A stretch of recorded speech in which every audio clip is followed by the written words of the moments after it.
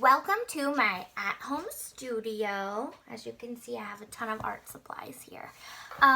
First and foremost, I miss you guys, and I hope that you're staying safe and not bored and happy and healthy. So today, we are going to read from Women in Art. And when I'm reading you her biography, I want you to try to get a sense of what we might be drawing today.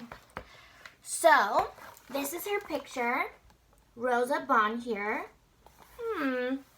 There's already a hint. So, what I'm going to do is I'm going to read this to you. Just this little bio. And then you're going to click the link below and follow it either in your sketchbook or on an extra paper that you have at home. And then send me a picture of your amazing work because I already know it's going to be amazing. All right, so start guessing, okay? So in the 19th century, there were strict rules that policed gender expression, and women were expected to act ladylike and be delicate.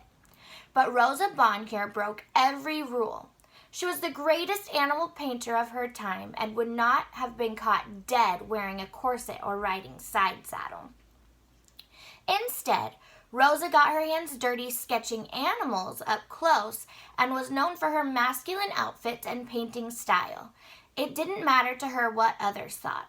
Rosa never compromised herself. That's amazing. What a good thing to do. She was born into a family of French artists in 1822, and her parents supported her education and aspirations to paint. Wild animals inspired her as she played in the countryside. When her family moved to Paris in 1828, she would study and do sketches in the city's famous museums. Rosa's paintings were about accurately depicting animals in the natural environment.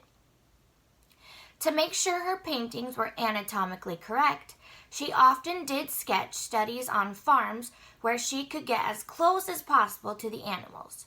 Her careful observations paid off, and she achieved the first of her many showings in the Paris Salon in 1841.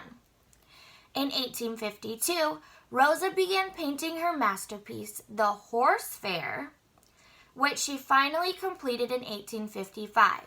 At 8 feet tall and more than 16 feet wide, probably bigger than my classroom, actually, you can feel the energy, movement, and strength of the horses on the canvas.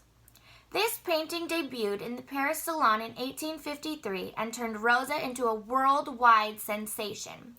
Lithographs, which is like a method of printmaking, reproduced the horse fair and allowed people all over Europe and America to enjoy it. Both Emperor Napoleon III and Queen Victoria asked to view her original painting.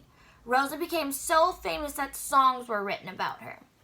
So this is her, and this says that in the 19th century Paris, pants on a woman were scandalous.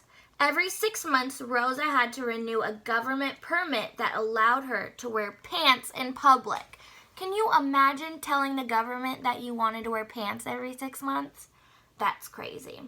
This little tidbit right there, also says that American showman Buffalo Bill was such a fan of Rosa's that he gifted her 2 Mustang horses.